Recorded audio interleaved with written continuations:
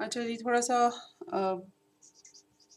बताओ कि हम लोगों ने लास्ट लेक्चर में कहाँ तक पढ़ा था, ताकि फिर हम उसके आगे शुरू करें।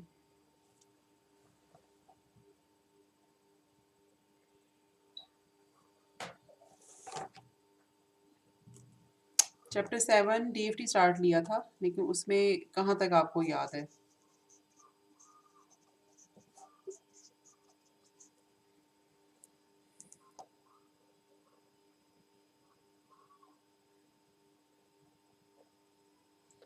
कुछ थोड़ी सी हम लोगों ने ये डिस्कशन की थी कि डीएफटी। हाँ जी, आदर्श बोलिए।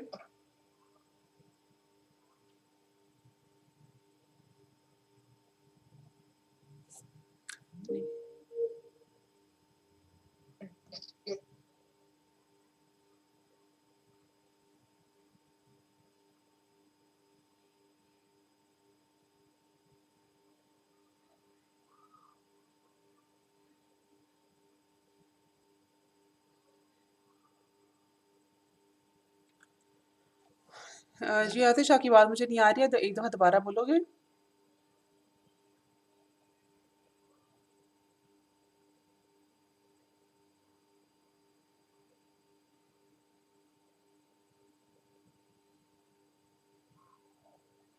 जी आतिश, आप सुन सकते हो मुझे?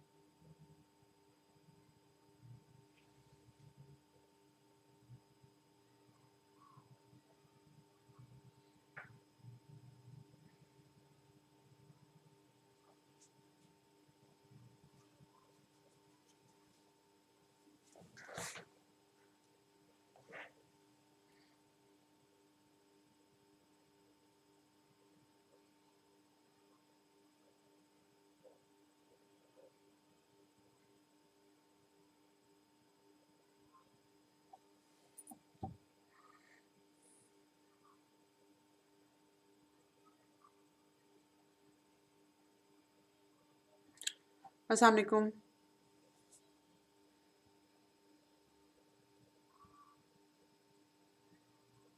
जी, आप लोगों को आवाज़ आ रही है मेरी? अच्छा जी, थैंक यू। अच्छा, सही। अच्छा आदिश, मेरा अगेन इंटरनेट कनेक्शन ब्रेक होने से पहले आप कुछ बात कर रहे थे, कुछ बता रहे थे आपके। लास्ट टाइम हम लोगों ने चैप्टर 7 डीएफटी जब शुरू किया था, तो उसमें किन चीज़ों को टच किया था? मैम, हमने डीएफटी और डीएफटी के कंपैरिजन किए थे मैम। अच्छा, ठीक है। Okay, so let's write come difference between. Comparison के अलावा एक जो बहुत इम्पोर्टेंट बात है, जो कि मैं चाहूँगी कि आपको ज़रूर पता हो, मतलब आपको डीएफटी या डीटीएफटी कंप्यूट करना आता आए या ना आए, लेकिन ये ज़रूर पता हो कि इनमें डिफरेंस है क्या। और प्लस ये कि जब डीटीएफटी हमारे पास अवेलेबल है सिग्नल का स्पेक्ट्रम निकालने के लिए, ठीक है ना, एक continuous time, sorry discrete time ए पीरियोडिक सिग्नल है, तो हम डीटीएफटी लगाकर एक्स ओमेगा निकालते हैं। तो फिर हमें डीएफटी की ज़रूरत क्या है?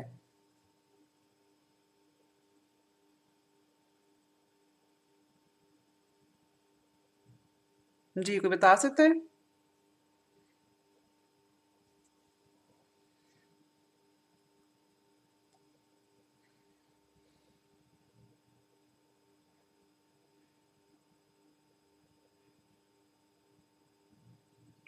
मैम, डीटीएफटी पे के जी बोलिए।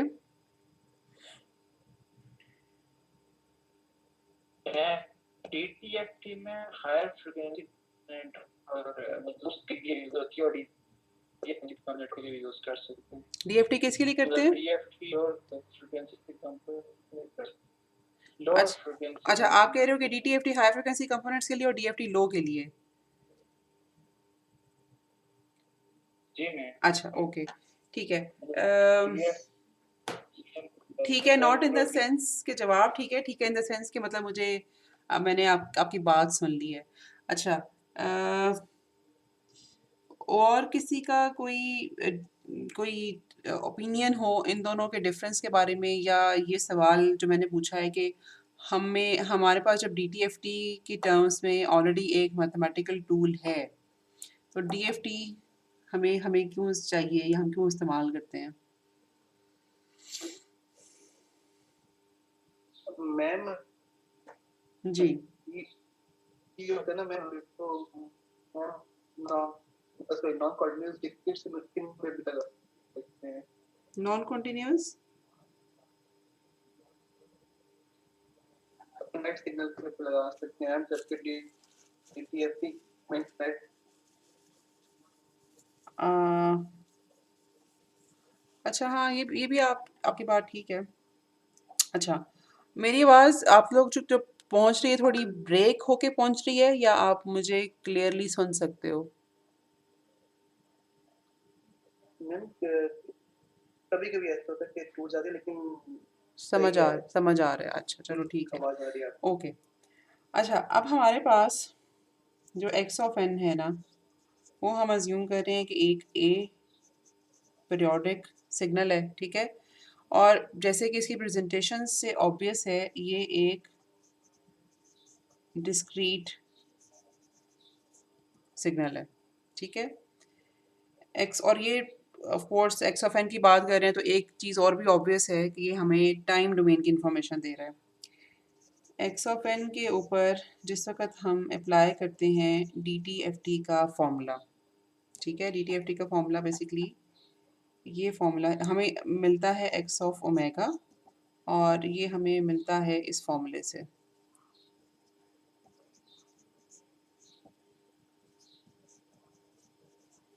ठीक है। और जिस वक्त हम एक्स ऑफ ओमेगा के ऊपर लगाएंगे इनवर्स DTFT, हमें एक्स ऑफ एन मिल जाएगा। एक्स ऑफ ओमेगा कैसा होता है? एक्स ऑफ ओमेगा का सिग्नल अगर हम प्लॉट करना चाहें तो किस तरह का सिग्नल होता है?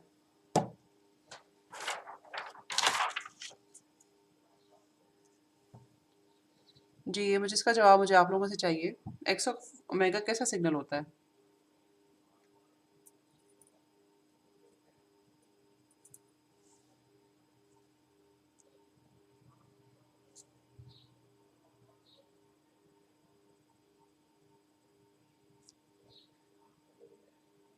मतलब कंटिन्यूस होता है कि डिस्क्रीट होता है?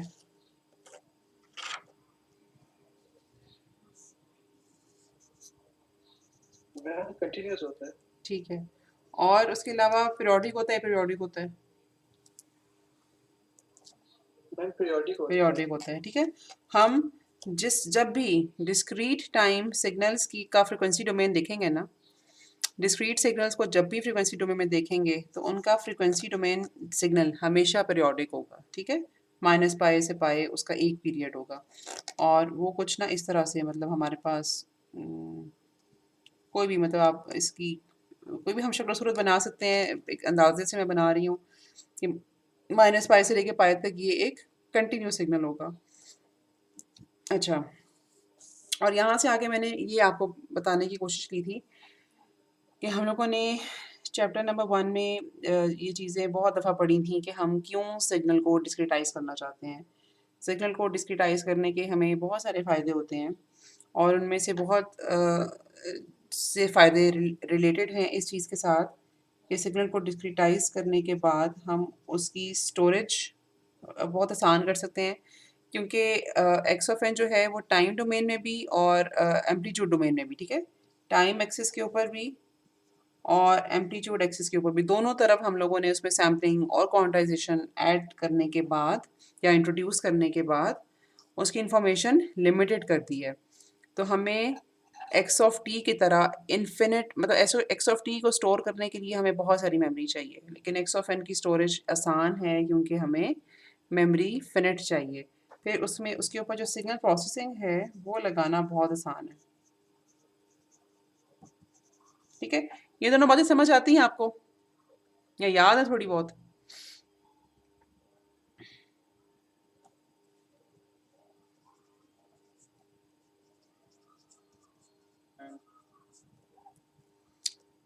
है। यस। अगर आपको याद है तो फिर हम यहाँ से आगे चलती हूँ मैं।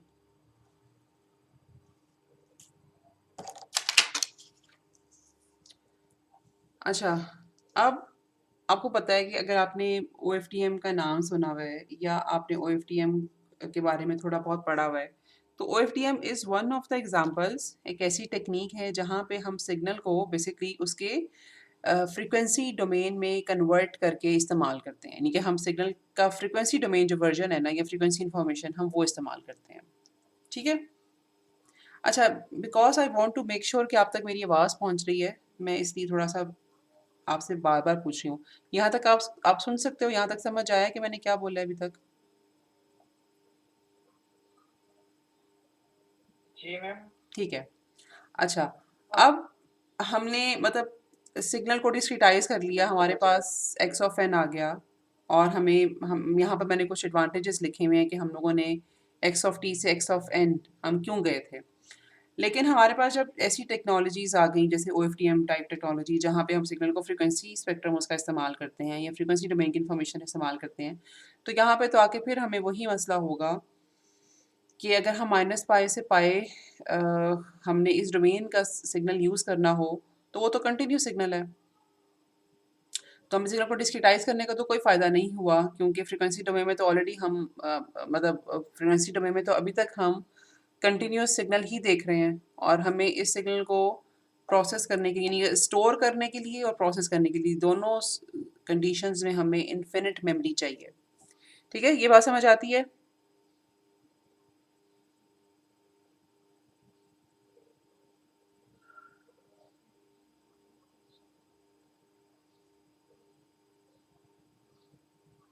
जी, समझ आई ये बात? मैम आपकी आवाज़ नहीं आ रही। मेरी आवाज़ नहीं आ रही। इस तरह से हम लेक्चर मैम कैसे आपकी आवाज़ आना कम हो इस तरह से हम लेक्चर कैसे कंटिन्यू करेंगे जब आपको मेरी आवाज़ ही नहीं आ रही?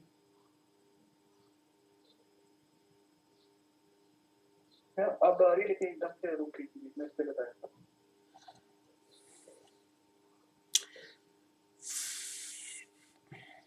अच्छा, ओके।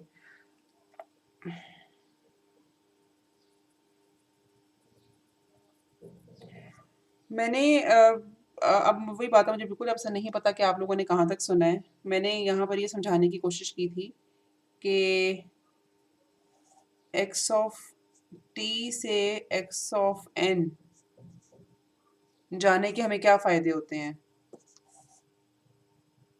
ठीक है, और दूसरा मैंने ये समझाया था या इस बारे में बात की थी कि जब हमें मतलब न्यूली इमर्जिंग टेक्नोलॉजीज़ यूज़ करनी हो, सच एज़ OFTM एक एग्जांपल है, तो OFTM में हम टाइम डोमेन की बजाय फ्रीक्वेंसी डोमेन का सिग्नल इस्तेमाल करते हैं। लेकिन अगर हम एक्स ऑफ एन का फ्रीक्वेंसी डोमेन वर्जन देखें, तो यहाँ पर हमें एक कंटिन्यूस सिग्नल नज़र आता है। तो अगर हम इस कंटिन्यूस सिग्नल को स्टोर या प्रोसेस करने की कोशिश करेंगे, तो हमें तो वापस वही मसले होने शुरू हो गए जिसकी वजह से हम लोगों ने on the first place discretization की थी। मतलब यहाँ पर तो एक कंटिन्यूस सिग्नल मौजूद है, जिसकी वजह से हमें इसको स्टोर करने में भी इन्फिनिट मेमोरी चाहिए, और इसकी प्रोसेसिंग भी मुश्किल है। जी, मेरी आवाज़ आई है अभी आपको? जी मैम आ रही है आपकी आवाज़। ठीक है, ओके। अब मतलब आपको प्रॉब्लम भी समझ आ गया? ये कॉन्सेप्ट क्लियर हुआ है? एकदम समझ आ गया। अच्छा, ठीक है, जी मैम।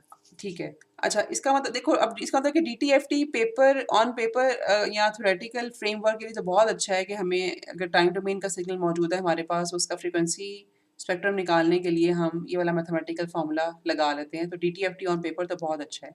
लेकिन जहाँ पे भी हमें सिग्नल के स्पेक्ट्रम को किसी कंप्यूटर में इस्तेमाल करना होगा, ठीक है, तो वहाँ पर ये फेल हो जाएगा। फेल इन द सेंस कि एक्चुअली इसका स्पेक्ट्रम तो यही है, लेकिन ये यूजेबल नहीं है, क्योंकि ये इसमें इसके स्टोरेज के लिए या इसकी प्रोसेसिंग के लिए हमें इन्फिनिट मेमोरी चाहिए। तो उसका एक और तरीकाकार निकाला गया है कि एक्स ऑफ एन के ऊपर DTFT के बजाय हम अप्लाई करें DFT। ठीक है, DFT का फॉर्मूला ये है कि x of k is equal to n is equal to 0 से लेकर n-1 x ऑफ n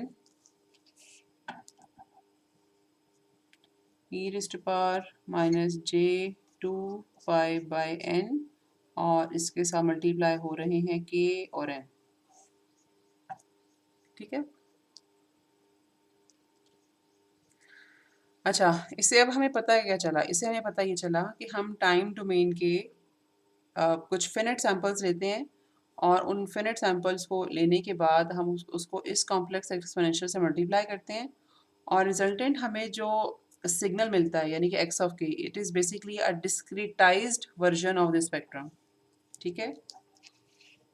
ये जो एक्स ऑफ ओमेगा है ना, इसको डिस्क्रीटाइज कर दें, मतलब डिस्क्रीटाइज कह दें या सैम्पलिंग के हम कह दें, इसकी अगर हम सैम्पलिंग कर दें तो हमें एक्स ऑफ के मिलेगा।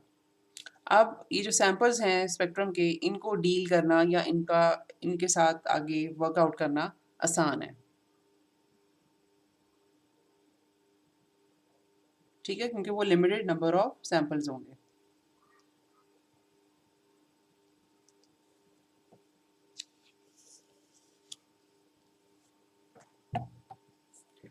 अच्छा, अगर आप लोग उस पिछले लेक्चर के आखिरी 10 मिनट देख लेते ना, तो फिर हमें अभी हमारा कम से कम ये आधा घंटा वेस्ट ना होता, क्योंकि अभी ऑलमोस्ट 4 बज गए हैं और मैं वही बातें इस वक्त बता रही हूँ जो मैंने लास्ट लेक्चर में कवर कर ली थी। अच्छा, अब चैप्टर 6 में हम लोगों ने एक कॉन्सेप्ट ये पढ़ा था,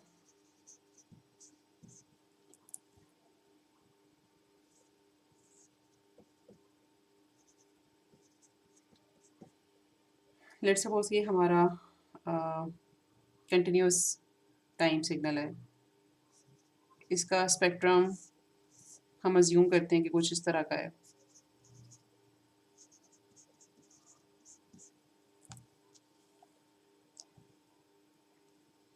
और फिर हम इस कंटिन्यूस टाइम सिग्नल की जब सैम्पलिंग करते हैं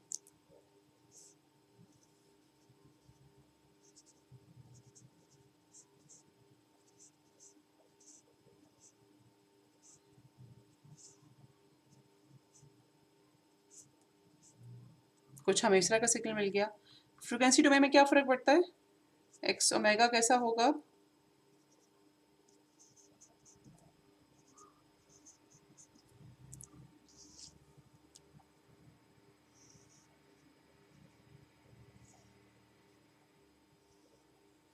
जी, ये हमारे पास एक कंटिन्यूस टाइम सिग्नल था जिसका स्पेक्ट्रम ऐसा है, एक्स ऑफ कैपिटल ओमेगा। हमने जब इस टाइम डोमेन सिग्नल की सैम्पलिंग कर दी और हम लोगों ने एक्स ऑफ टी से एक्स ऑफ एन बना लिया, तो इस एक्स ऑफ एन के कॉरस्पॉन्डिंग जो x of lower case omega है, ये कैसा कैसा बनेगा? किस तरह का प्लॉट होगा ये?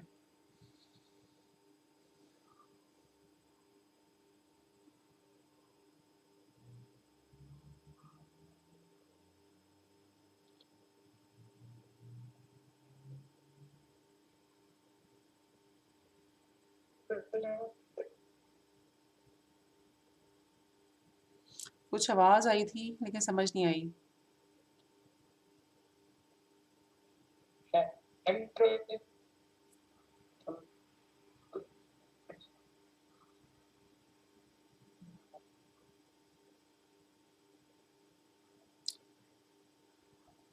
अच्छा, आई डोंट नो, अब पता नहीं मेरी आवाज़ आप तक इसी तरह पहुंच रही है जिस तरह आपकी मुझे आ रही हूँ कि आपकी आवाज़ बहुत ब्रेक होके आ रही है। अच्छा, इसमें होगा यूँ कि सिग्नल बेसिकली इस तरह से रिपीट होना शुरू हो जाएगा। ठीक है।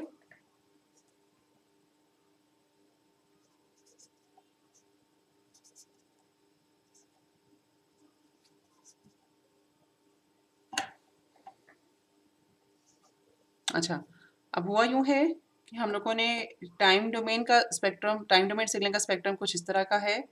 टाइम डोमेन सिग्नल को जब हम सैंपल करते हैं और हमारे पास एक्स ऑफ एन आता है, तो जो अगर हम फ्रीक्वेंसी डोमेन में देखें तो फ्रीक्वेंसी डोमेन में कुछ इस तरह का चेंज आएगा।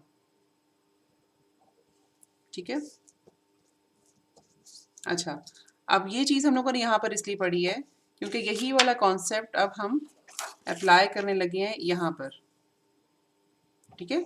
जैसे कि मैंने कहा था कि एक्स ऑफ एन के ऊपर जिस वक्त हम डीएफटी अप्लाई करते हैं तो हमें सैम्पल्ड या डिस्क्रीटाइज्ड स्पेक्ट्रम मिलता है।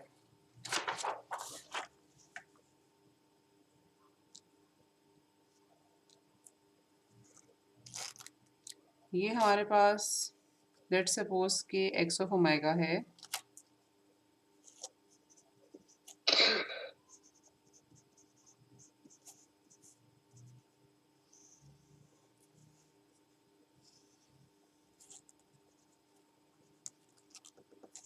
ठीक है।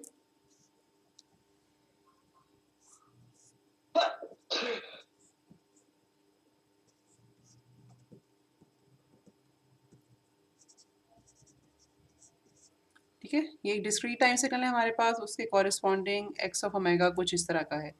अब हम इस एक्स ऑफ ओमेगा को डिस्क्रीटाइज्ड या सैंपल करते हैं, तो हमें यहाँ पर जो सिग्नल मिलता है उसको हम ओमेगा के अगेंस्ट भी प्लॉट कर सकते हैं और के अगेंस्ट भी प्लॉट कर सकते हैं, but we get x of k, और एक्स ऑफ के हमारे पास कुछ इस तरह का आता है।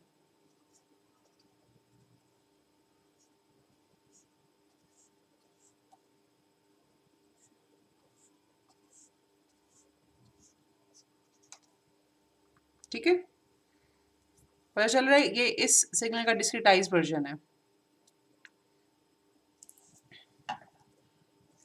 अब इसके कॉरस्पॉन्डिंग टाइम डोमेन में क्या चेंज आना चाहिए, मतलब अब हमें जब यहाँ पे हम लोगों ने सैम्पलिंग बेसिकली इंट्रोड्यूस कर दी है या डिस्क्रिटाइजेशन इंट्रोड्यूस कर दिया है, तो इस एक्स ऑफ के कॉरस्पॉन्डिंग जो टाइम डोमेन सिग्नल है वो किस तरह का बनेगा? वो इस तरह का तो नहीं बन सकता,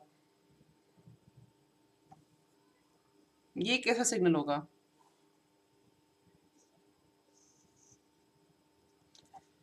थोड़ा सा आपने इस कॉन्सेप्ट को जहन में रखना है। दोबारा बोलिए।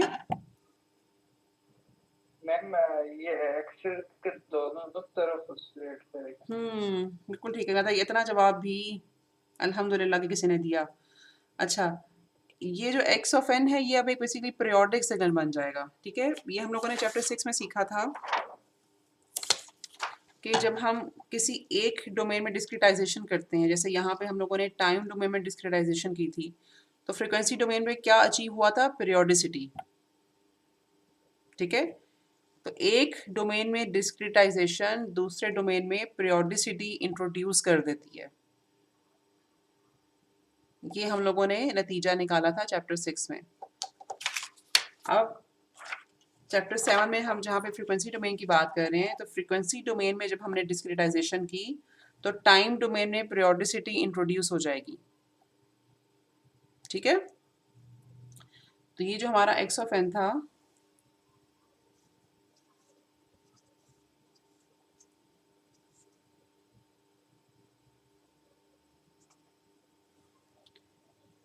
थोड़ा सा इसको और डिटेल से देखते हैं कि फिलहाल मैं इस इतने सिग्नल को देख रही हूँ।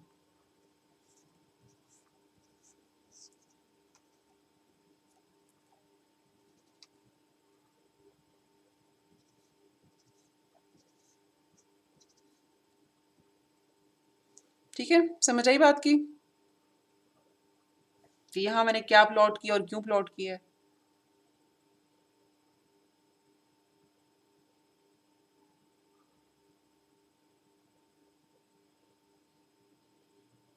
अगर कोई सवाल आपके ज़हन में तो है तो आप प्लीज़ पूछिए, नहीं तो फिर मैं यहाँ से आगे चलती हूँ।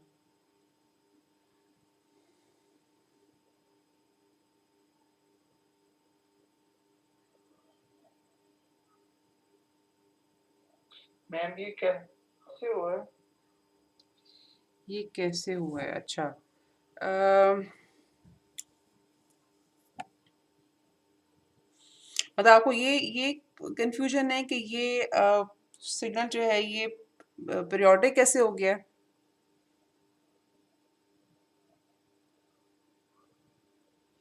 या आपको ये कंफ्यूजन है कि ये सिग्नल जो है वो मैंने इस तरह से कैसे प्लॉट किया?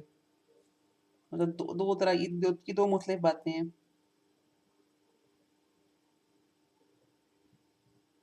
मैम ये दूसरा कैसे प्लॉट किया? हाँ, जहाँ तक प्लॉट करने की बात है ना, मसलन मैं ये भी कर सकती थी।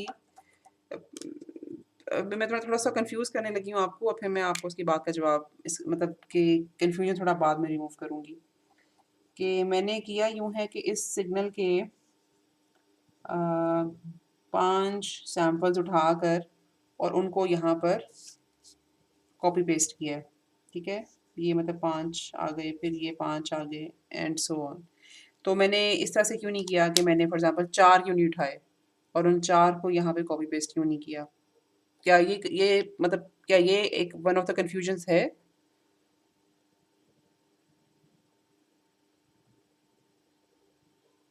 मैम इफ हमेशा और नंबर लेते हैं, ये तो कंफर्म है ना? नहीं, ये कन्फर्म नहीं है। मतलब ऑड या इवन का इसमें ताल्लुक नहीं है। इस कन्फ्यूजन को मैं भी दूर करती हूँ, लेकिन क्या आपको ये कन्फ्यूजन हुई थी इसको देख कर कि मैंने मतलब प्लॉट कैसे किया? पीरियोडिसिटी क्यों इंट्रोड्यूस हुई, वो तो हमें समझ आती है ना। ये बात तो क्लियर है ना कि पीरियोडिसिटी किस तरह से इंट्रोड्यूस हुई है, ठीक है कि नहीं? Yes ma'am. मतलब अगर चैप्टर 6 आपको थोड़ा-सा याद हो, जिसका थोड़ा-सा लुबे-लुबाब इस ट्रांसपेरेंसी पे बनाया है, तो ये ट्रांसपेरेंसी बेसिकली हमें ये बताती है कि जब हम सैंपलिंग एक डोमेन में इंट्रोड्यूस करते हैं, तो दूसरी डोमेन में पीरियोडिसिटी खुद ब खुद इंट्रोड्यूस हो जाती है। तो वही यहाँ पर हमारे साथ हुआ है कि हम लोगों ने जब फ्रीक्वेंसी डोमेन में सैंपलिंग इंट्रोड्यूस की है, तो टाइम डोमेन सिग्नल अब हमें पीरियोडिक मिलेगा। लेकिन अब अगला सवाल ये आता है कि मैंने ये किस तरह से ये सिग्नल बनाया? किस तरह का मतलब ये है कि मैंने यहाँ से 5 सैंपल्स उठा के क्यों रखे? मैंने 4 उठा के क्यों नहीं रखे या मैंने पहले 3 उठा के उनको कॉपी पेस्ट क्यों नहीं किया? ठीक है, अगर ये सवाल आपके ज़हन में है तो it's a very good question और उसका जवाब मैं आपको देने की भी कोशिश करती हूँ। लेकिन उससे पहले अगर आपको और कोई कन्फ्यूजन है तो मुझे बताओ?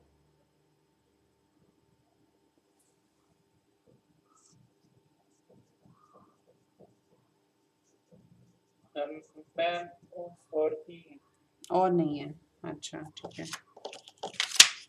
ठीक है, अच्छा ये जो कन्फ्यूजन है इसके सिग्नल की प्लॉटिंग अब हम कैसे डिसाइड करेंगे या ये जो हम लोगों ने मतलब सैम्पलिंग की है फ्रीक्वेंसी डोमेन में तो उसमें हमें एक साइकिल में कितने सैंपल्स मिलेंगे, ये दोनों बातें थोड़ी सी लिंक्ड हैं, ठीक है। यानी कि एक पीरियड में हमें यहाँ पे सैंपल्स कितने मिले और यहाँ से हमने कितने सैंपल्स उठाकर कॉपी पेस्टिंग की, ये थोड़ी सी दोनों बातें लिंक्ड हैं, ठीक है। तो इसका जो है ना जवाब हम वो करते हैं एक एग्जांपल के साथ।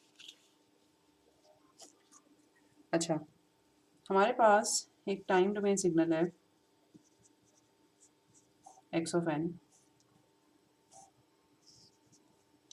ठीक है। और इसमें इक्वेशन भी यहाँ पे लिख देती हूँ, x of n is basically equal to 1/2 raise to power n u of n for n less than equal to 5। तो टोटल हमारे पास इसमें हो गए 6 सैम्पल्स,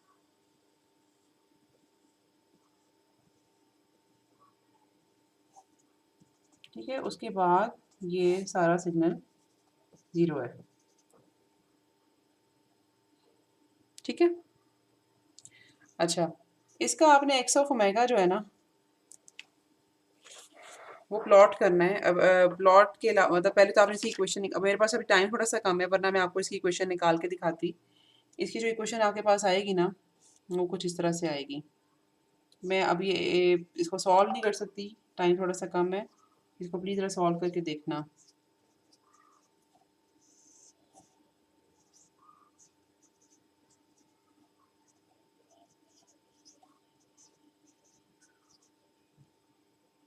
और साथ इसके मल्टीप्लाई होगा e raise to power -j5 omega by 2, ठीक है। This thing multiplied by this thing. अच्छा, इस एक्स ऑफ ओमेगा को अगर मैं प्लॉट करूँ माइनस पाई से पाई के लिए, उसका मतलब मैग्नीट्यूड स्पेक्ट्रम जो कि इस पार्ट से ये उसका फेस स्पेक्ट्रम होगा और यहाँ से मुझे मैग्नीट्यूड स्पेक्ट्रम मिलेगा।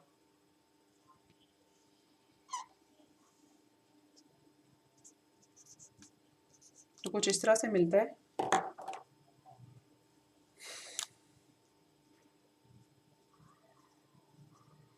1.9688 और यहाँ पे तकरीबन मुझे मिलेगा 0.65। अब एक खास वजह है कि मैं ये वाली वैल्यूज़ यहाँ पे आपको बता रही हूँ, ठीक है। ये सब आप नोट डाउन कर लो। मैं एक दफ़ा फिर से बताती हूँ कि एक्स ऑफ एन मेरे पास ये सिग्नल है 1/2 raise to power n into u of n, और इसमें सिर्फ 6 सैम्पल्स हैं, ठीक है, 0 से लेकर 5 तक। उसके 5 के बाद और 0 से पहले ये सिग्नल 0 है। एक्स ओमेगा का फॉर्मूला लगा के जब आप इसका स्पेक्ट्रम निकालोगे तो आपको ये प्रोडक्ट टर्म मिलेगी, ठीक है। और एक्स ऑफ ओमेगा का अगर मैं मैग्नीट्यूड प्लॉट करूँ वर्सेस ओमेगा, तो -π से लेकर π तक मुझे कुछ इस तरह का एक सिग्नल मिलता है, ठीक है। 0 के ऊपर इसकी पीक है, 1.9688 इसकी वैल्यू है, और पाई और -π के ऊपर 0.65 है, ठीक है। यहाँ तक तो कोई मसला नहीं है।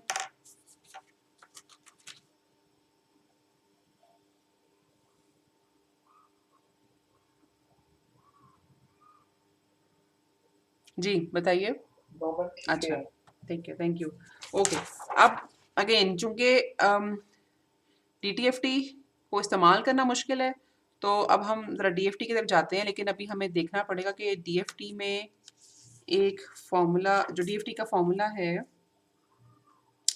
जो कि ये कहता है कि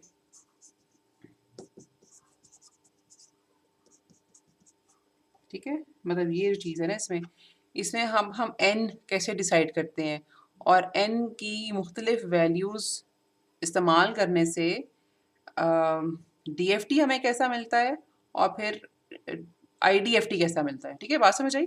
DFT का तो मतलब होगा ना एक्स ऑफ के, कि n की मुख्तलिफ वैल्यूज़ लेने से हमें एक्स ऑफ के कैसा मिलेगा, और एक्स ऑफ के के ऊपर हम जब IDFT अप्लाई करेंगे तो हमें वो जो पीरियोडिक सिग्नल है वो हमें कैसा मिलेगा। अब हम ज़रा ये कॉन्सेप्ट समझने लगे हैं। अच्छा, सबसे पहले तो चूंकि इस सिग्नल की लेंथ 6 है ना हमारे पास, ठीक है, 6 सैंपल्स हैं इसमें। तो सबसे पहले तो हम ये देखते हैं कि जितने हमारे पास टोटल सिग्नल की लेंथ हो, अगर हम उतने ही पॉइंट का DFT लें, यानी कि 6 पॉइंट DFT, तो हमें उससे उससे क्या होता है। अच्छा, फॉर्मूला मैंने आपके सामने 2-3 दफ़ा लिखा है, मैं एक दफ़ा और लिख देती हूँ और फिर मैं डायरेक्टली इसके आंसर्स लिखूँगी। एक्स ऑफ के इज़ डिफाइंड है, अब इस सूरत हाल में एक्स ऑफ के डिफाइन होगा n इज इक्वल टू 0 से लेकर 5 तक। ये मेरे पास आ गया एक्स ऑफ n, ये मेरे पास आ गया e to power minus j 2 pi by 6 के और n, ठीक है। ये फॉर्मूला हम अप्लाई करेंगे, एक्स ऑफ n की वैल्यूज़ आपके पास 6 हैं, और मेरे पास यहाँ पे एक्स ऑफ ज़ीरो जो है that would be equal to 1.9688,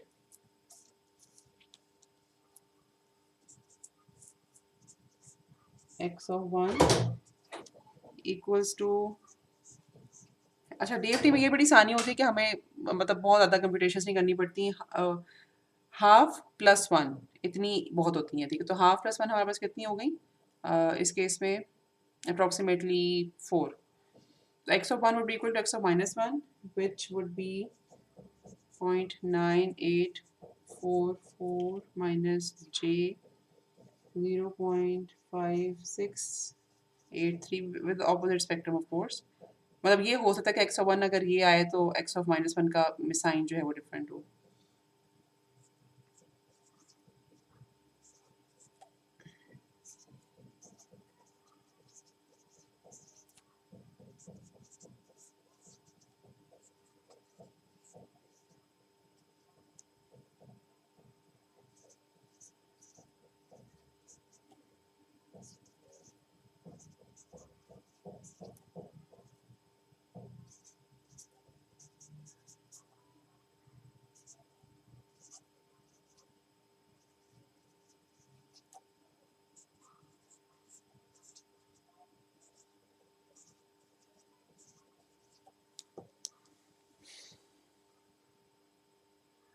ठीक है जी, 6 कंप्यूटेशंस हो गई हमारी।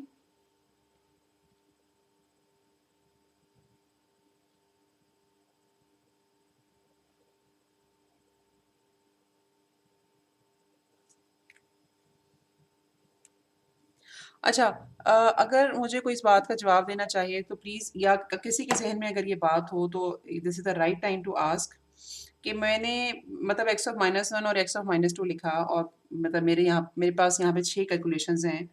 अगर मैं यहाँ पर x ऑफ 0, 1, 2, 3 के बाद 4 और 5 निकालती तो उसमें क्या डिफरेंस होता और यहाँ पर क्या डिफरेंस है?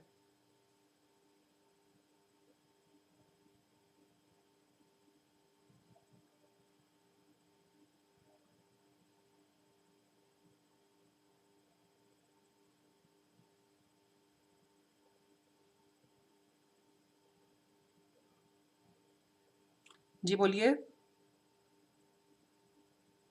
ये भी तो हम कर सकते थे ना कि हम आगे मैं ये दोनों वैल्यूज ना निकालती और x ऑफ 4 और x ऑफ 5 निकालती, तो वो क्या सिचुएशन होती और ये क्या सिचुएशन है, मतलब इन टर्म्स ऑफ प्लॉट मैं बात कर रही हूँ।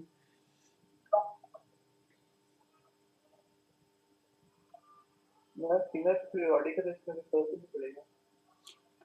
वो तो आपकी बात ठीक है, मतलब ऐसा ही है, सिग्नल पीरियोडिक है तो फर्क नहीं पड़ेगा। लेकिन जैसे हम एक्स ऑफ जीरो, यानी कि ये स्ट्रीम अगर हम निकाल दें 0, 1, 2, 3, 4, 5, तो यहाँ पर जो मुझे पीरियड मिला है बेसिकली उसकी प्रिंसिपल रेंज क्या है, और अगर मैं ये वाला जो मैंने पीरियड निकाला है 0, 1, 2, 3, ये वाला, ठीक है, ये किस प्रिंसिपल रेंज के तहत मुझे मिला है?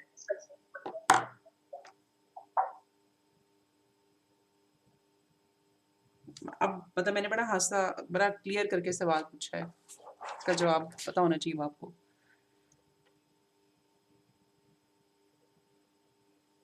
मैम इसकी जो मतलब जो वो क्या कहते हैं एंड पॉइंट्स है, मैं वो -1 से शुरू होके मैं -3 तक जा रहे हैं। सॉरी मैम, नो 0 से स्टार्ट हुआ है मैम, देन वो 1 से -1, देन -2 से 2 है, फिर 3 से -2 तक जा रहे हैं। हाँ ठीक है, वो तो आपकी बात सही है। अच्छा मैं ओके, मैं एक सवाल को ना एक दफ़ा दोबारा पूछती हूँ, मैं पहले आपको प्लॉट करके दिखा दूँ। जो मैंने प्लॉट अभी किया है ना, जो मैंने वैल्यूज़ निकाली हैं,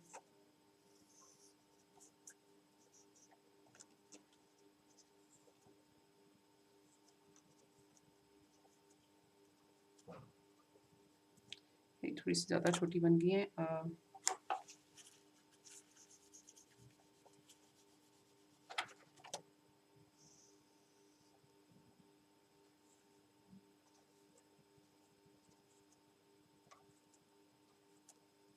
ठीक है, मैंने ये वाली वैल्यूज़ निकाली हैं, ठीक है।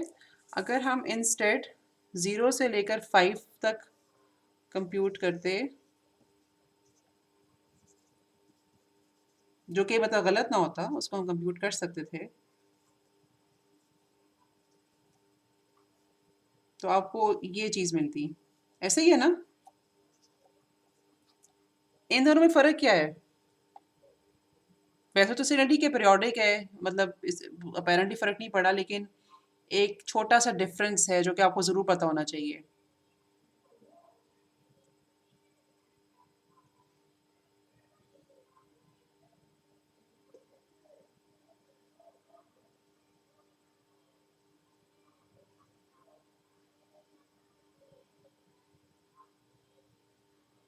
फिंगर शिफ्ट हो गया। नहीं, सिग्नल शिफ्ट नहीं हुआ। ये जो है ना, यहाँ पर हम तो है इस एक्स ऑफ के को के अगेंस्ट प्लॉट कर रहे हैं। अगर हम इसको ओमेगा के टर्म्स में देखें ना, तो this frequency is basically equal to -2 multiplied by 2 pi by 6, and this frequency would be equal to 3 multiplied by 2 pi by 6। और अगर मतलब ये बेसिकली प्रिंसिपल रेंज -पाई से पाई के दरमियान प्लॉटेड है। और अगर हम इस सिग्नल को देखें तो this is basically plotted from zero, और मेगा की टर्म्स की बात कर रही हूँ, and 5 multiplied by 2 pi by 6, ठीक है। तो ये बेसिकली मेरे पास 0 से लेकर 2 पाई की रेंज में प्लॉटेड है, ठीक है। यहाँ पे प्रिंसिपल रेंज 0 से 2 पाई मिलती हमें, अगर हम 0 से 5 तक जाते, और यहाँ पे प्रिंसिपल रेंज जो है वो -पाई से पाई मिलती, जो मैंने वैल्यूज़ चूज़ की हैं, ठीक है। समझ आती है बात की?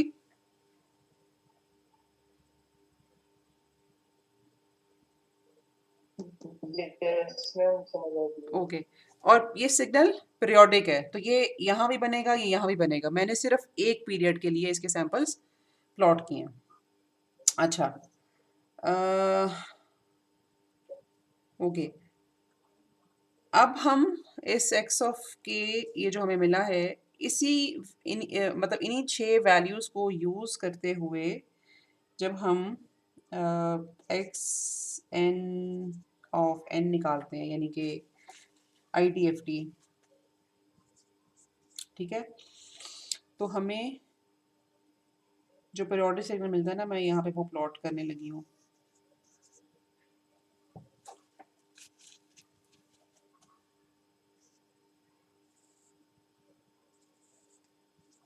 थोड़ा सा मैं प्लॉट करूँगी करीब करीब, ताकि मैं ज़्यादा आपको ना साइकिल शो कर सकूँ।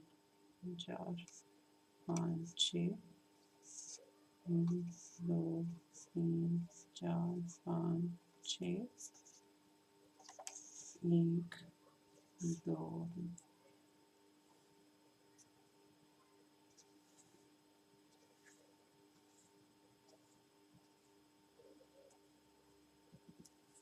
ठीक है,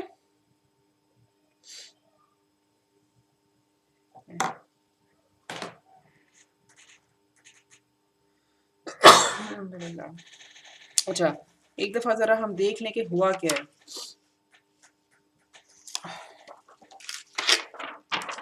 ये हमारे पास एक टाइम डोमेन सिग्नल था एक्स ऑफ एन, जिसका हमने स्पेक्ट्रम प्लॉट करके देखा एक्स ऑफ ओमेगा, ठीक है। फिर हम लोगों ने इसके ऊपर अप्लाई किया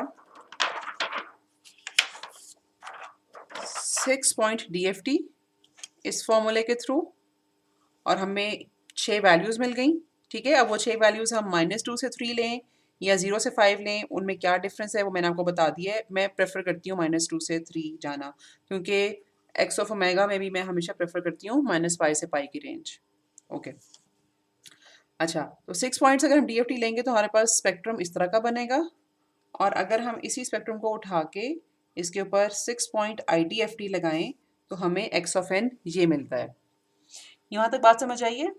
अगर आई है तो फिर हम यहाँ से आगे चलेंगे। कोई सवाल है तो आप पूछिए।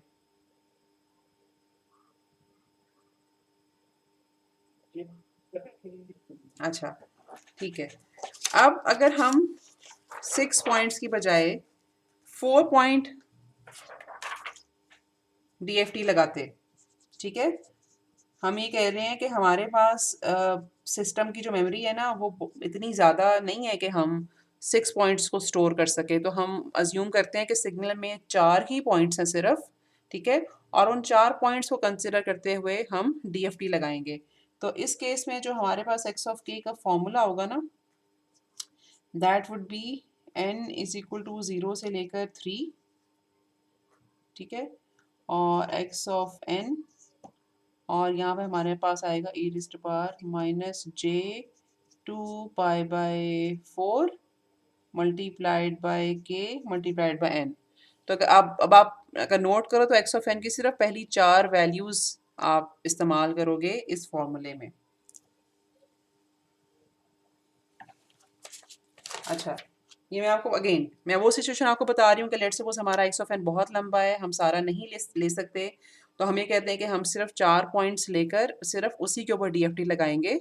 तो उस सूरत हाल में डीएफटी का फॉर्मूला ये हो जाएगा। नोट अगर आप करो, ये बिल्कुल पहले जैसे फॉर्मूला है, सिर्फ एन में चेंज आया है, ठीक है।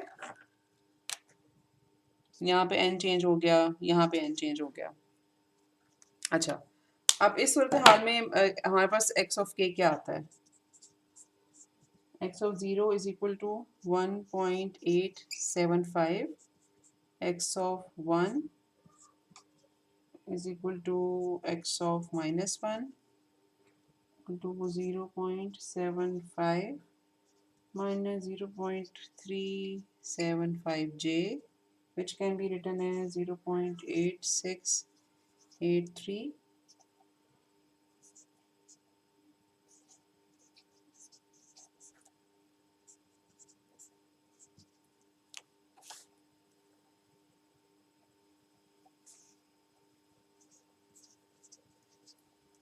ठीक हो गया।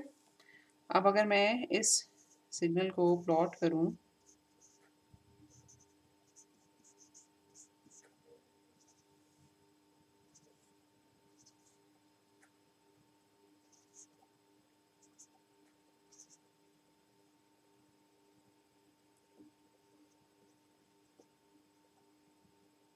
अच्छा, इस एक्स ऑफ के में और इस एक्स ऑफ के में क्या फ़र्क है? पार्ट मतलब इन दोनों में। इस फ़र्क के अलावा कि मेरे पास यहाँ पे नंबर ऑफ सैंपल्स कम है, मतलब 4 हैं, यहाँ पे 6 हैं, ये तो फ़र्क ऑब्वियस है। उसके अलावा एक क्या फ़र्क है? आप ज़ीरो के ऊपर वैल्यूज़ को कंपेयर करके मुझे इस बात का जवाब दे सकते हो।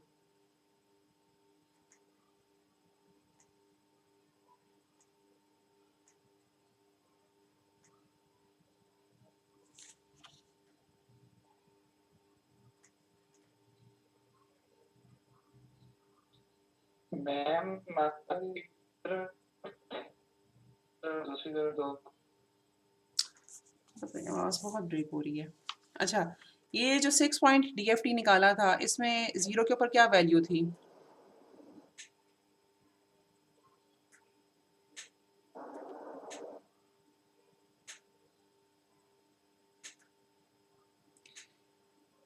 अच्छा,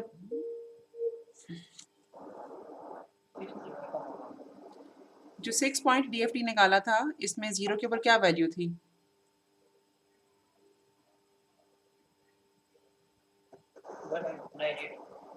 1.9688, ठीक है।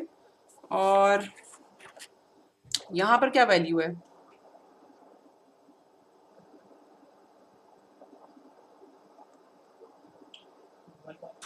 1.875, ठीक है। और जो हमारे पास ओरिजिनल स्पेक्ट्रम आया था, जो हम लोगों ने बिल्कुल शुरू में डिस्क्रिटाइजेशन इंट्रोड्यूस करने से पहले जो ओरिजिनल स्पेक्ट्रम निकाला था, उसमें ज़ीरो के ऊपर क्या वैल्यू थी?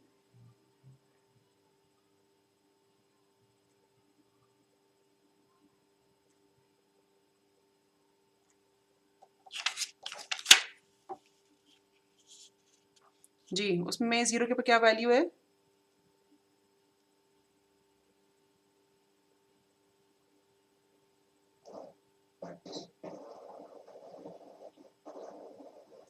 One point nine six eight eight.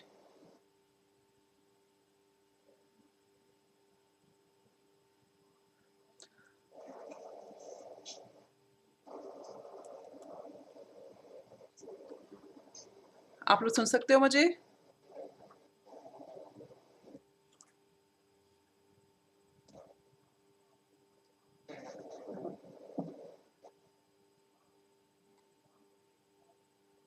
जी, आपको मेरी आवाज़ आ रही है?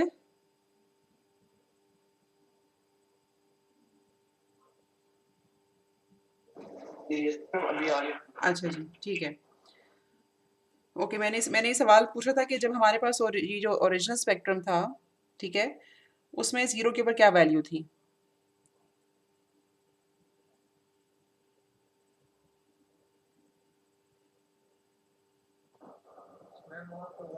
नाइन सिक्स एट एट, ठीक है। अच्छा, अब अगर हम इन दोनों स्पेक्ट्रम्स को कंपेयर करें, मतलब इन दोनों का मतलब ये है कि ये जो मेरे पास ओरिजिनल स्पेक्ट्रम है एक्स ऑफ ओमेगा, ठीक है, या फिर सिग्नल में जितने भी पॉइंट्स थे, 6 पॉइंट्स थे मेरे पास, तो 6 पॉइंट्स डीएफटी जब मैंने लगाया था, तो मेरे पास उस वक्त जो स्पेक्ट्रम आया था डिस्क्रीटाइज, इन दोनों को अगर मैं कंपेयर करूँ ना, तो मुझे ये पता चलेगा कि ये वाला एक्स ऑफ के है ना, जो 6 पॉइंट डीएफटी के बाद आया है, ये एग्जैक्टली इसका ओरिजिनल सिग्नल का डिस्क्रिटाइज वर्जन है। मतलब यहाँ पे ये जो भी फ्रिक्वेंसीज है ना, जैसे फॉर एग्जांपल ये वाली जो फ्रिक्वेंसी है ये पाए है, और ये जो ये फ्रिक्वेंसी है ये 4 पाई बाय 6 है मसलन, ये जो फ्रिक्वेंसी है ये 2 पाई बाय 6 है। तो मैं इन तीनों फ्रिक्वेंसीज की वैल्यूज जब यहाँ से उठाऊंगी तो मुझे यही एम्पलीट्यूड्स मिलेंगे जो मुझे यहाँ पे मिल रहे हैं। ठीक है, ये बात समझ आई है? लेकिन इस केस में जब मैंने 4 पॉइंट डी एफ टी लगाया है, तो 4 पॉइंट डी एफ टी में मैंने क्या किया है कि मैंने पूरे सिग्नल को नहीं उठाया ना, मतलब मैंने 6 के 6 पॉइंट्स को नहीं उठाया, मैंने सिर्फ 4 पॉइंट्स को उठाकर डीएफटी कंप्यूट किया है। तो अब मुझे यहाँ पे जो स्पेक्ट्रम मिला है, एक तो उसमें नंबर ऑफ पॉइंट्स तो कम है, ठीक है, वो तो हमें नज़र आ रहा है, मतलब यहाँ पे 6 थे, यहाँ पे 4 हैं। लेकिन अगर हम इंडिविजुअल सैम्पल्स की वैल्यूज़ को ओरिजिनल स्पेक्ट्रम की वैल्यू से कंपेयर करें, तो हमें ये पता चलेगा कि इस सिग्नल में जो वैल्यूज़ हमें मिली हैं, वो थोड़ी डिफरेंट है ओरिजिनल स्पेक्ट्रम से, यानी कि स्पेक्ट्रम हमें थोड़ा सा खराब होके मिला है। जो डिस्क्रिटाइज्ड स्पेक्ट्रम मिला है वो थोड़ा खराब होके मिला है। ठीक है, अब इस सिग्नल के ऊपर जिस वक्त मैं 4 पॉइंट IDFT अप्लाई करूंगी, ठीक है, तो मुझे जो सिग्नल XN मिलेगा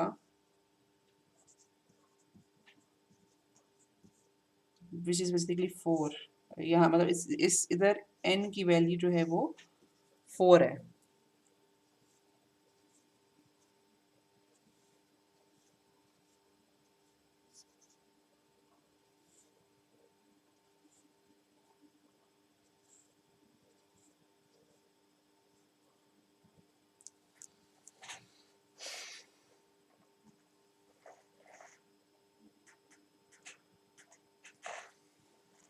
हाँ जी, समझ आइए बात।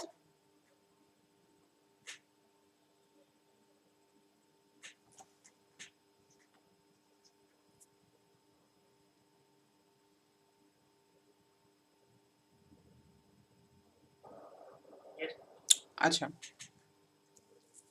मतलब जो मेरा जो सवाल है जिसकी समझ आई बात वो ये बात है कि हम लोग जब सिग्नल को कम्प्लीटली कंसिडर ना करें और लेसर पॉइंट DFT लगाएं तो उस वजह से हमारे स्पेक्ट्रम पे क्या फ़र्क पड़ता है और उस स्पेक्ट्रम के रिजल्टेंट जो टाइम डोमेन सिग्नल बनता है उस पर क्या फ़र्क पड़ता है। ठीक है, ये बात हमें पता होनी चाहिए जब हम लेसर पॉइंट DFT लगाते हैं। तो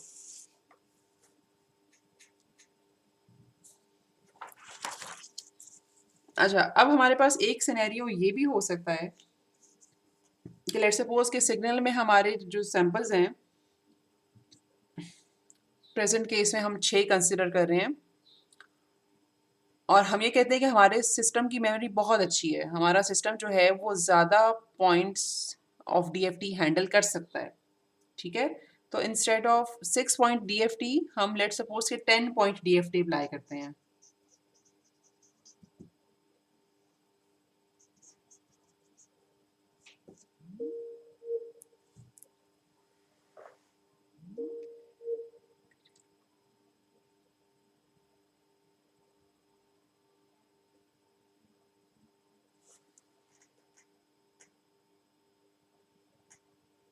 जी, मेरा हाल है, मेरा कनेक्शन ब्रेक हुआ था, अभी वापस आपको मेरी आवाज़ आ रही है?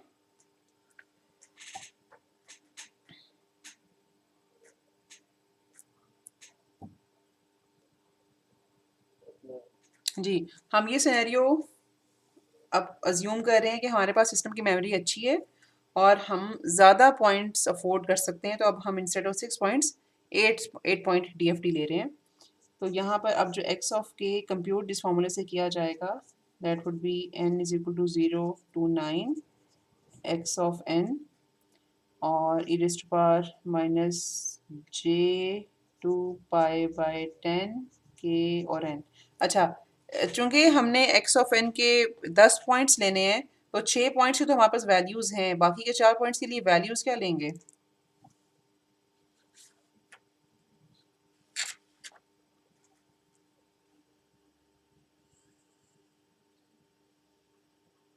मैम 4 माइनस 4 नहीं नहीं नहीं, मेरा सवाल ये है, 5 एक सेकंड एक सेकंड एक सेकंड, यस सर। सवाल मेरा ये है कि एक्स ऑफ एन तो मैंने ये प्लॉट किया था ना, तो एक्स ऑफ एन की तो मेरे पास 0 से लेकर 5 तक वैल्यूज़ हैं, यहाँ तो मुझे 0 से लेकर 9 तक जाना है, तो मैं बाकी की 4 वैल्यूज़ कौन क्या लूँगी यहाँ पर?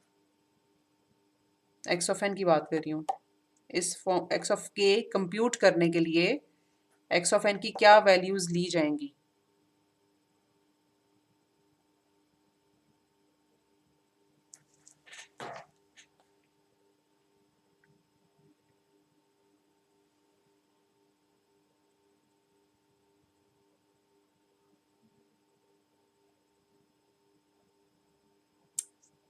जी, सवाल समझ आया आपको? Yes ma'am.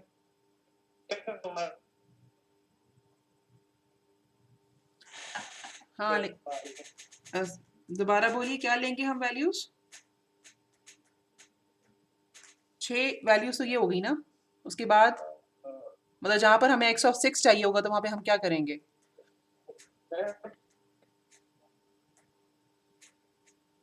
पता नहीं मुझे, मतलब क्या तो करनी।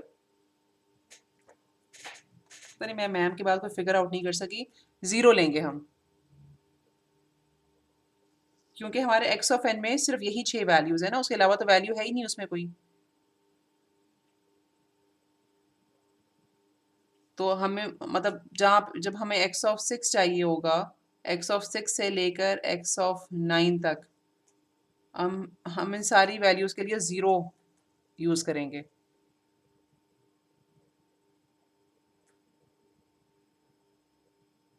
ठीक है।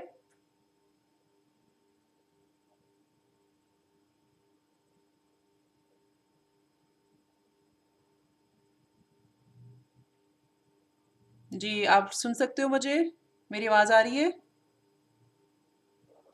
Yes. ठीक है। अच्छा, तो अब हमें 10 वैल्यूज़ यहाँ पे निकालनी है। मेरे पास उनका ना मैग्नीट्यूड मतलब मैग्नीट्यूड की वैल्यूज़ लिखी हुई हैं, मैं वो यहाँ पे लिखती हूँ।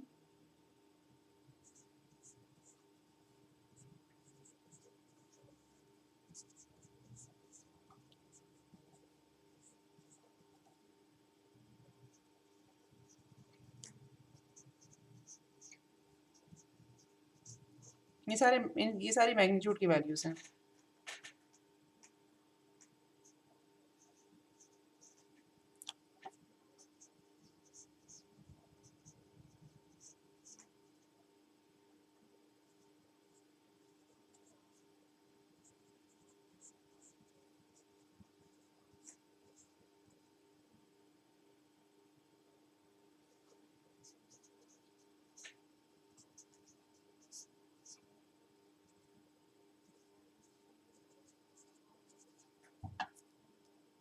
ठीक है, अब इसको आप प्लॉट भी कर सकते हो।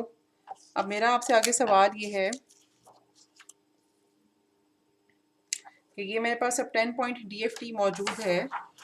जब मुझे इसको इस्तेमाल करके 10 पॉइंट टाइम डोमेन सिग्नल बनाना होगा। बाय द वे, इसका चलिए जो फॉर्मूला लगता है ना, वो भी मैं यहाँ पर लिख देती हूँ, वो अभी तक प्रॉब्लली डिस्कस नहीं हुआ।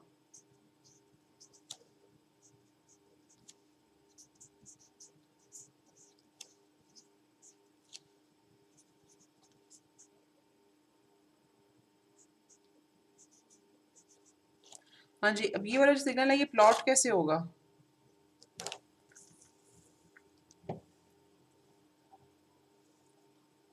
इसके एक पीरियड में कितने नंबर ऑफ सैंपल्स होंगे?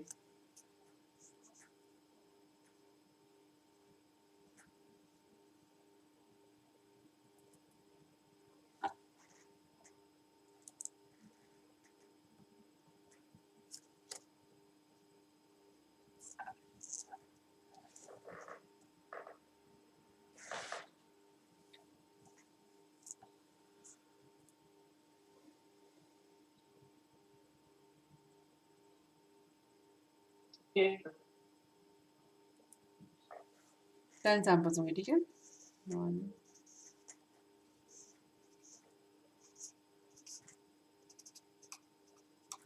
ठीक है, 6 सैंपल्स आ गए और 4 जीरोस। फिर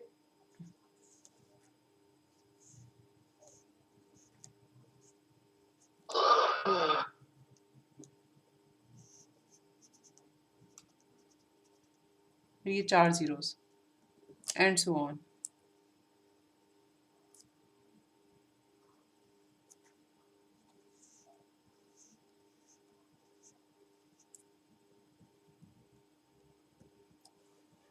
ठीक हो गया।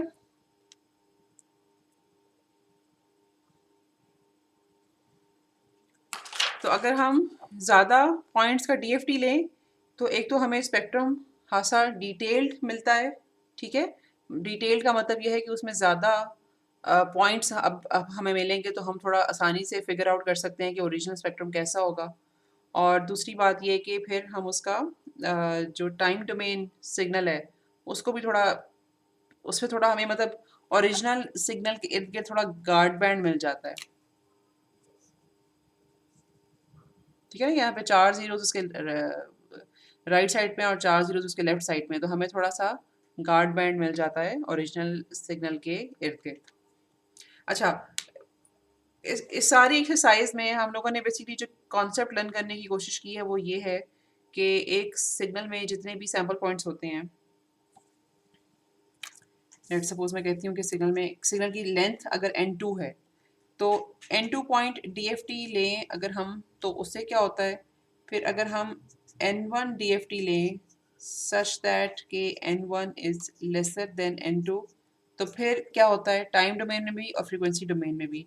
और अगर हम n3 पॉइंट DFT लें सच दैट कि n3 is greater than n2, तो फिर हमें टाइम और फ्रीक्वेंसी डोमेन में उसका क्या इम्पैक्ट मिलता है। तो क्या इस कॉन्सेप्ट की आप लोगों को समझ आई है?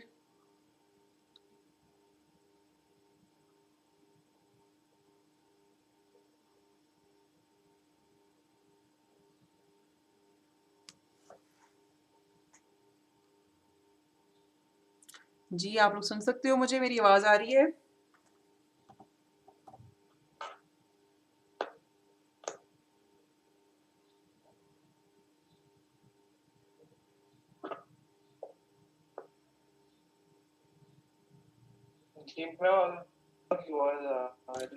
अच्छा, लेकिन आप लोग आगे से नहीं बोलते हो।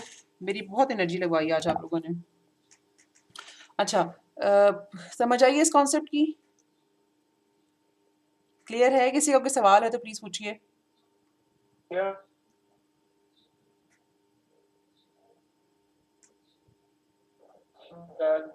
समझ आ गई, ओके। चलो, जिसने जवाब दिए उसको तो होपफुली समझ आ गई है। जिन्होंने नहीं जवाब दिया उनका मैं कुछ नहीं कह सकती। अच्छा जी, थोड़ा सा अपने अंडरग्रेड के DFT को याद करके, जिन्होंने DFT पढ़ा था अंडरग्रेड में, ये तो DFT का है, फॉर्मूला पढ़ा होगा ना, उसके अलावा और क्या टॉपिक्स पढ़े थे DFT के? कुछ ज़हन में है? सर्कुलर कॉन्वोल्यूशन, कोई लीनियर कॉन्वोल्यूशन, इस तरह की 2-3 चीज़ें की हों?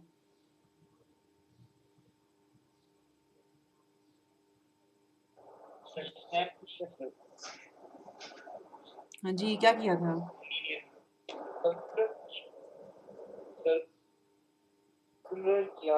सर्कुलर थोड़े ज़हन में है? ऐसी कोई टर्म्स तो नहीं थी?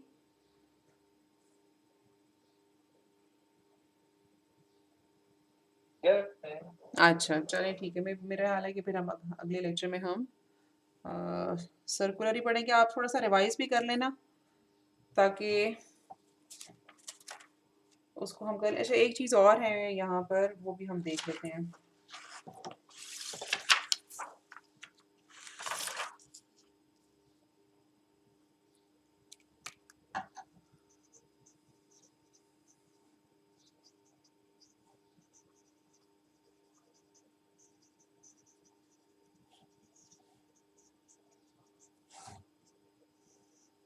थोड़ी सी आसानी के लिए हम अ, एक मुख्तलिफ तरीके से कंप्यूटेशन करते हैं DFT की, ठीक है? वो हम करते किस तरह से हैं कि हमारे पास x ऑफ k का फॉर्मूला है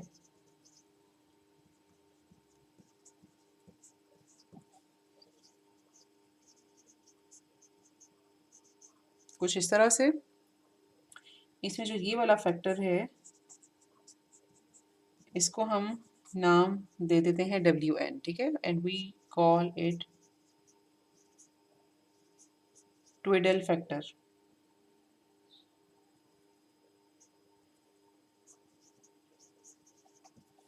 ठीक है? तो जब इसके ऊपर कोई पावर लिखी जाएगी समथिंग लाइक दिस, तो हम इसको भी इस तरह से लिख देंगे।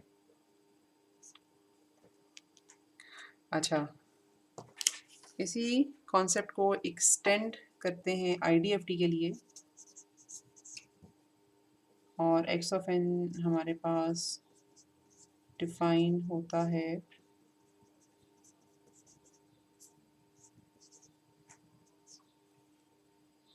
माइनस नहीं आएगा चाहिए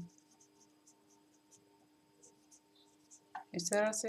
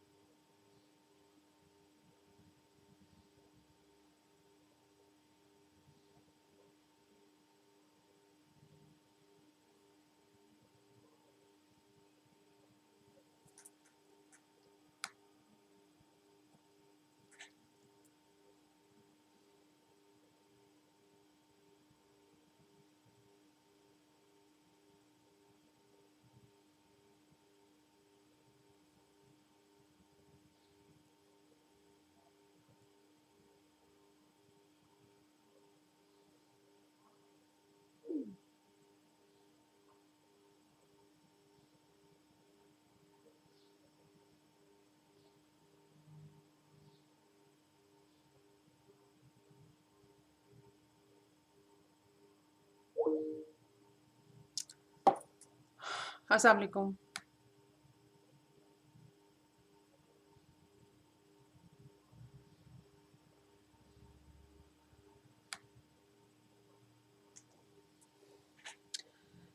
वन।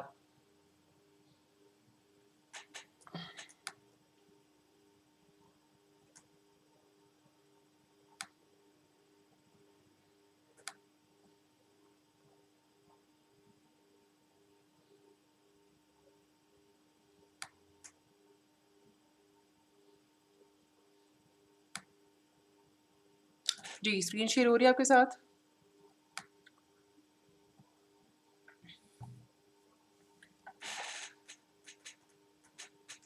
कनेक्शन ब्रेक होने से पहले क्या आखिरी बात आप लोगों ने सुनी थी?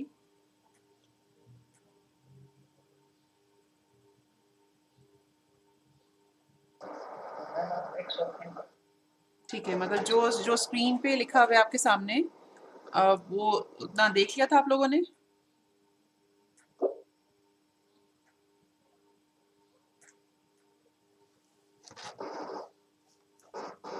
मैम बस जिस तरीके से एक्स ऑफ एन लिखा है।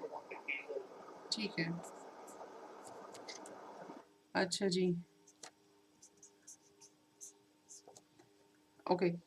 इस डेफिनेशन के मुताबिक फिर हम यहाँ पर लिख सकते हैं ओमेगा एन माइनस के और एन।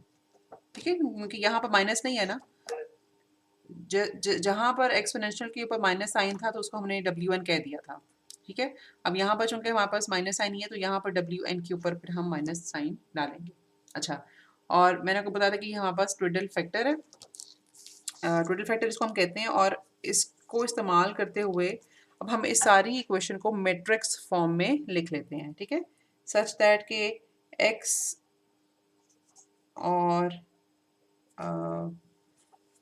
मैं इसको इस तरह से रिप्रेजेंट कर देती हूँ ताकि थोड़ा सा ये डिफरेंट भी लगे। एक्स और कैपिटल एक्स, ठीक है, ये दोनों अगर हमारे पास वेक्टर्स हों और ये हमारे पास एक डब्ल्यू मैट्रिक्स हो, तो हम एक इस तरह का रिलेशनशिप डेवलप कर सकते हैं, या एटलीस्ट उसको लिख सकते हैं।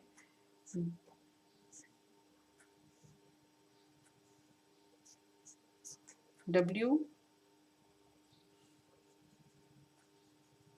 N multiplied by x of n. ठीक है, और ये तो हमारे पास डी एफ टी रिलेशनशिप है, और जहाँ पे हमने लिखना होगा inverse D F T relationship, तो वहाँ पे हम लिखेंगे 1/n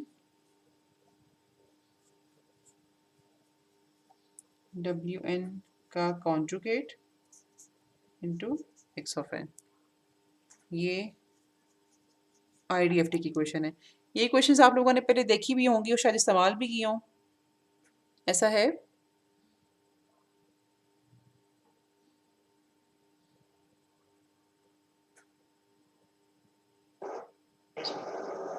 ठीक है, मतलब ये सारों के लिए फेमिलियर है ना?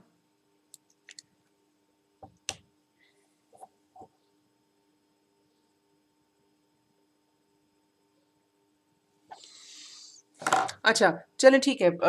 हम यूँ करते हैं कि ये इसका सवाल अगर हम करेंगे ना, फिर एक तो हमारा सवाल आज कंप्लीट भी नहीं होगा, और अगर आपके लिए फेमिलियर है तो फिर हम इसको यहाँ पे छोड़ भी सकते हैं।